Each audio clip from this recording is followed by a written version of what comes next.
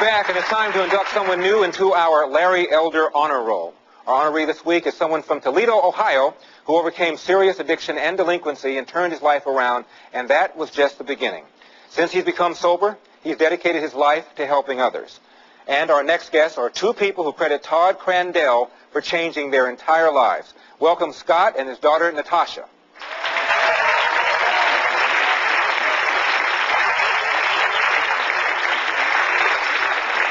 So, Scott, you heard about Todd from the radio?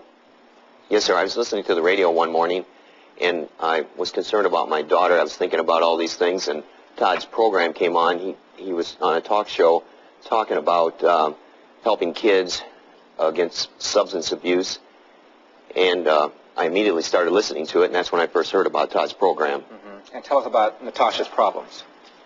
I was concerned about Natasha. She was hanging around with some people that I didn't agree with, and she was arguing with me a lot. A lot of her ways had completely changed from how she used to be. She was real rebellious. Her eating habits had changed. Just everything about her, mostly her attitude toward me. And I knew something was wrong, and she was denying it. And I was just praying for some kind of answer of what I needed to do. Mm-hmm. And when I heard Todd, I thought, this is something I need to check into. And then I saw an advertisement on the TV the following day, and I told Natasha, I said, this is some kind of sign we need to go to this meeting. Mm-hmm. And Natasha, why had your attitude changed? Because I had started hanging out with people that did things that I shouldn't have got into, and I started doing drugs and experimenting with those, and so my whole life just changed after I started doing that. Like, I didn't care about school anymore. I didn't care about how I treated my dad or nothing. What kind of drugs? I did marijuana. Mm-hmm. And why did you have a change in your attitude towards your dad? Well, I thought that at that time marijuana was the only thing that mattered, and I didn't worry about how I treated my dad or how my grades were in school or nothing. Scott, it must have driven you crazy. I was devastated at first because I knew what could happen if she kept going the way she was going. I was very concerned. Mm-hmm. I've worked with kids before Natasha was born, and I was just scared to death. So what did Todd do? We went to Todd's first meeting, and Natasha was real impressed by it. She wanted to go back. He talked about the whole realm of alcoholism, how it affected the families, how to prevent substance abuse for teenagers, and how to help those that are struggling with alcoholism and drug addiction. Mm-hmm. And we just basically fell in love with the program, and Natasha was excited to go after that every week, and I was very relieved because I thought, we're doing something that's good here. Well, we've got more of Scott and Natasha's story on videotape. Check this out. I had suspected that Natasha might have been involved with some marijuana, and I had been kind of monitoring some of her phone conversations. She just became a different person. I couldn't communicate with her anymore. Natasha, come here, I want to talk to you. I was a rebellious kid. I did marijuana, I drank, and I did yellow jackets. I'd get high every day, and I'd usually just drink like on weekends. I got a call from a friend that she had got picked up. I immediately went to the police station. I was very emotional when I found out. I was on my knees crying. I was totally devastated. I was working around the house listening to the radio, and I had heard somebody in there talking about substance abuse, and they talked about racing for recovery. I knew what was going on, but sometimes the kids need to hear it from somebody else. They can't always hear everything from their parents.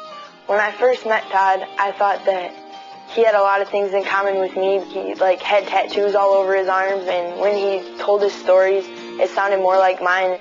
I'm happy that my dad took me to the meetings because I feel like if I didn't, I would still be where I was. Todd is someone who cares about the kids. He wants to try to save these kids, and that's his main thing, to prevent substance abuse and help those that are dealing with drug addiction.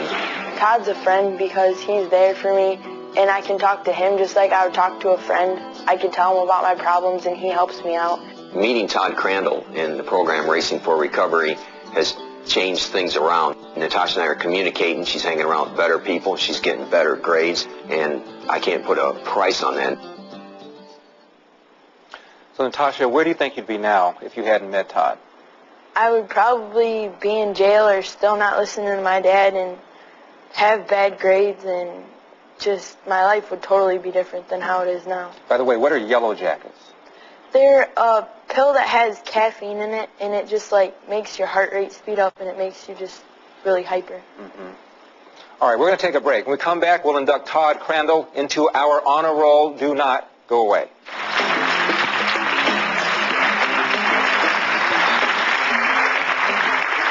We're back, and today we're inducting Todd Crandell into our honor roll. Todd is the guy whose life was headed down a destructive path until he turned it around. Now he spends his time turning other people's lives around. Here's more. I took my first drink of alcohol at the age of 13, and for the next 13 years, it progressively turned into a hellish nightmare. I was doing cocaine, heroin, crack, Valium, speed, Quaaludes, mescaline, marijuana, drinking 2/5 of whiskey a day, snorting a 1/4 ounce of cocaine over a 2 or 3 day period. I turned violent on many occasions. I assaulted my stepmother and my father on October 6th of 1986, and it was one of the worst days of my life. My real mother got involved in drugs and alcohol, and unfortunately she took her own life because of her drug usage. My uncle committed suicide as well. I believe I inherited the disease of addiction. I had been drinking and doing a lot of drugs for about 3 days in a row, was at a bar drinking at about 10:30 in the morning, got in my car, started driving down the road. They called the cops, and I registered a .36 on a breathalyzer test. Getting arrested for the 3rd time for drunk driving was the best thing that ever happened to me. The date of my sobriety is April 15th, 1993. I have the addictive personality. The only difference I have now is I channeled that negative addiction into something positive. Racing for Recovery is an organization that I started that has 2 simple messages: prevent substance abuse in adolescence, try and show those that are currently battling addictions positive alternatives. I speak at schools mainly to help kids stay away from drugs. I speak at drug treatment centers. I speak at churches, businesses. I guess I speak for anybody who is interested in a uplifting, positive ending story. I changed from drugs and alcohol to doing the Ironman and sharing the Racing for Recovery mission to help other people. It's important for me to help other people because I've been blessed with so many things. I have a beautiful wife, Melissa, my daughter, Skylar, a beautiful son, Connor, and our baby girl, Madison. Let's welcome Todd Crandell. All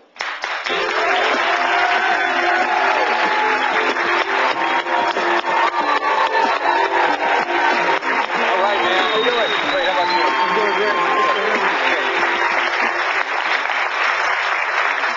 Todd, I have a number of friends who have had problems with substance abuse, and one of the things I notice, and one of the things I noticed in the tape is they are now brutally honest with who they are and what they are. I totally agree with that. This is who I am today. I'm not afraid to talk about who I was in the past because that can carry on and help people in my life today. What turned your life around? Turning my life around for me was receiving that 3rd drunk driving charge back in 1993. It was the best thing that ever happened to me because up until that point, my life consisted of jails, living out of my car, assaulting people, arrests. It was a nightmare. Getting that drunk driving charge was the catalyst for me to say, I want to get sober for myself so I then in turn help other people around me. Why have you decided to help other people? Why not just get clean and sober and just go on with your life? Get a job, make some money, and... If I didn't give back what has been so graciously given to me, then I don't deserve it. So it's in my heart to take what has been given to me and turn it back and help other people. What is your reaction when you, Todd, hear about Scott and Natasha's appreciation for what you've done for them? How does it make you feel? It's overwhelming. I get emotional about it. I mean, it's good, but it's also hard for me to accept, and it's just another blessing that's come into my life to hear what I went through that is now doing to help other people. Are you able to make a living? I'm getting there.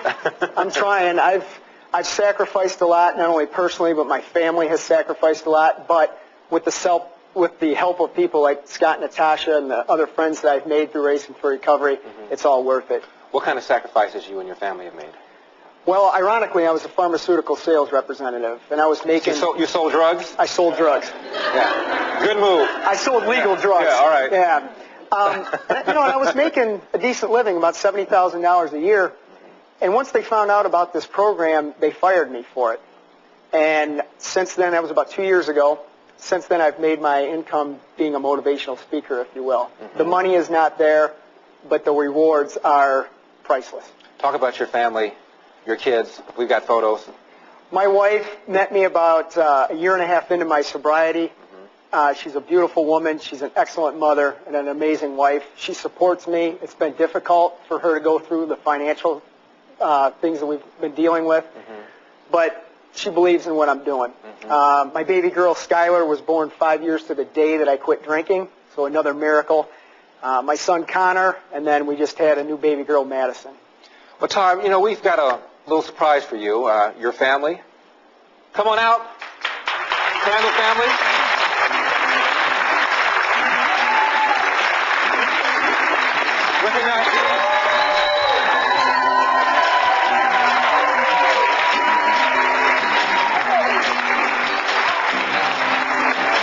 Recognize these guys?